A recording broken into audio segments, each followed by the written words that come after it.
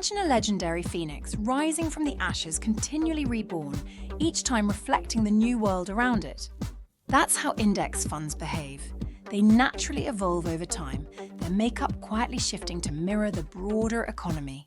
As an investor, you don't have to do a thing, no tinkering, no guesswork. Just like the phoenix, index funds keep adapting, making them suitable to very long investment horizons. If you don't know what an index fund is, it's a fund designed to mirror a specific stock market index, such as the S&P 500 or the Dow Jones Industrial Average. The ability to self-refresh is a crucial advantage to these types of funds. Let me elaborate. As newer companies in an index grow in importance, they gain greater representation.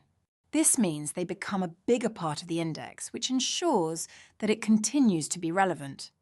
Consider the exhibit displayed on this slide. Notice how the composition of the list of largest companies in the stock market changes over time.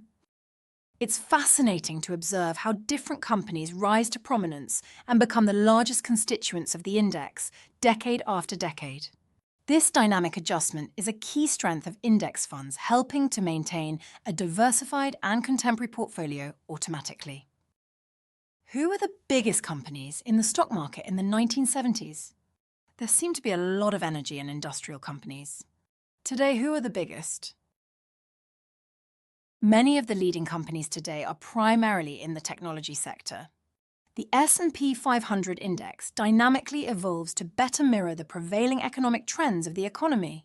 This adaptation occurs because the index adjusts the weight of companies based on their performance.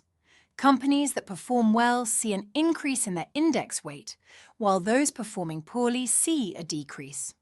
For example, in the 1970s, the energy sector dominated the economy. In contrast, today's economy is heavily influenced by technology companies.